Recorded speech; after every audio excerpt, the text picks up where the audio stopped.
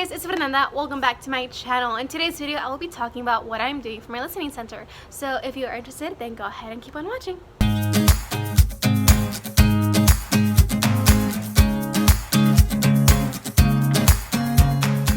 Alright, so a few weeks ago, so it was right before winter break was over, I posted something on my Instagram story, and it was probably a picture, I think it was. Yeah, it was a picture, and it was just saying like, oh, I'm updating my listening center, and I got quite a few messages from you guys on Instagram saying to like further explain or if I could make a video on it, so here I am making a video of it. So before I talk about my listening center station stuff, I'm gonna go ahead and tell you my struggles leading up to this listening center structure. So flashback to college, maybe like 2 years before I graduated, I started purchasing things off of Scholastics, and more specifically, I would love buying books that came with an Audible disc. And I was doing this with a listening center in mind. I personally knew that I wanted to teach primary grades, so that's why I was buying picture books that had like the listening center disc with them.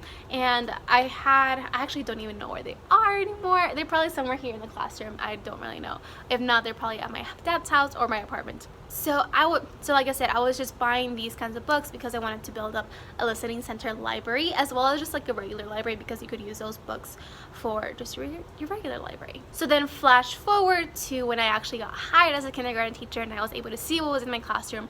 I had two like little boom boxes that you would have a listening center with. I had a pink one and a blue one. Unfortunately, for both of those boom boxes, they didn't have the plug to plug it into the wall and turn it on. So I think the way that the teacher before me was using it was with batteries. And if you know boom boxes, they require like the big batteries, and those are kind of expensive. So I ended up trying to look for that plug somewhere in my classroom or that cord, but I couldn't find it. So I ended up purchasing batteries myself and trying out a listening center. I do have like the headphone jack splitter, so more than one person can listen to the story with headphones. So I had it all set up and I kind of tried it myself, and it seemed to be working. However, once I actually tried it in the classroom, either it would make the disc skip, or like a student wasn't able to listen to the story as well as the other student could.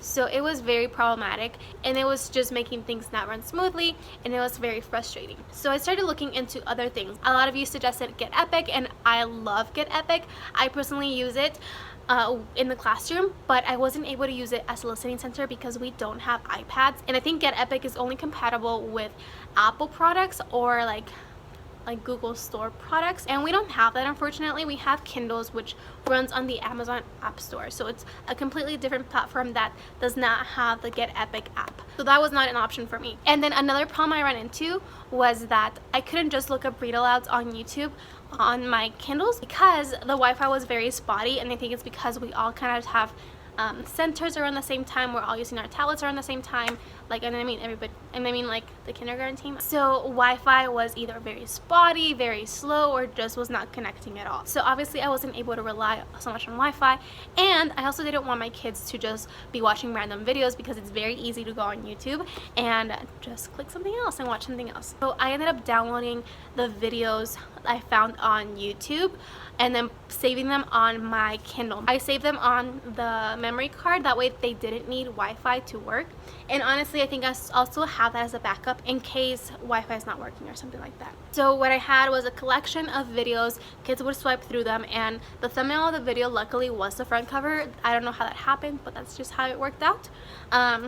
So they would just click a story, listen to it, fill out a listening center response sheet. And that's what my listening center was for a while. But then I decided to change things up because downloading videos and stuff like that was becoming a little bit too much. Like I would forget to go ahead and save them onto the Kindle, or they just wouldn't show up. Like again, it was just a lot of problems, and I think it's because it's Kindles. I personally can't really work a Kindle as well as I can an iPad. Now I'm going to show you what I actually use. Our Wi-Fi works pretty well now, so I can kind of rely on it more, and I use these QR codes.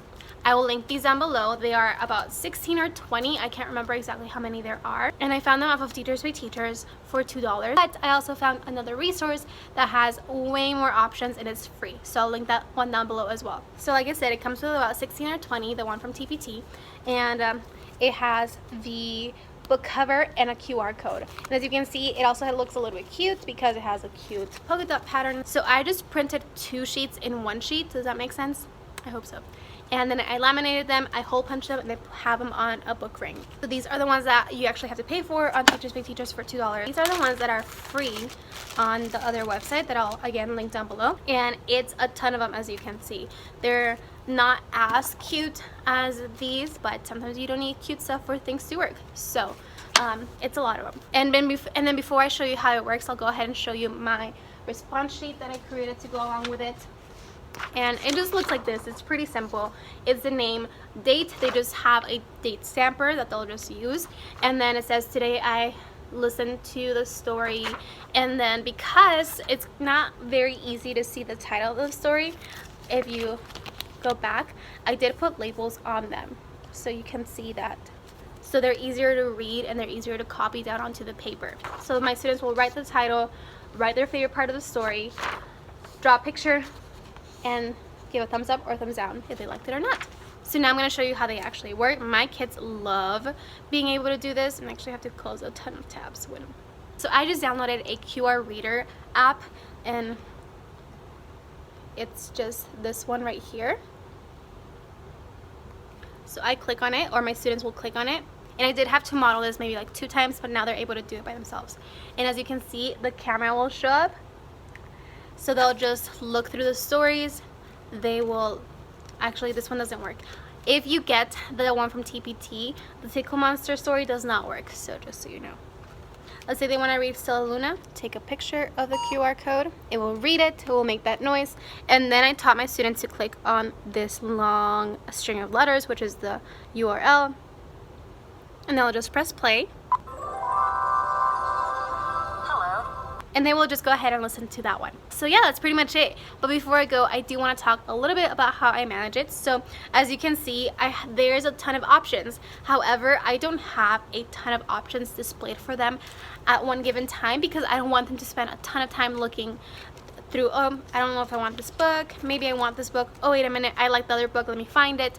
I'm actually going to take a few out just to kind of condense the amount of options, but there will still be choice involved. So yeah, that's pretty much what my listening center is, and I do like it a lot. One thing I am going to change is that I'm going to take out a few of these options. Like I said, there's about 16 options available to my students right now, but I want them to go ahead and pick a story fast and get started. I don't want them to spend like a lot of time looking through stories or like looking through books and being like, oh wait a minute, I like the other one, let me find it, you know. So that is also why I decided to not hole punch these yet. I just want to condense the options but let there still be choice. And then also there's still some novelty aspect to them because I can switch the list out every now and then, so they'll have new books to listen to. Alright, so that is it for today's video. I hope you guys enjoyed it and found it somewhat helpful, and if you did, please give this video a thumbs up.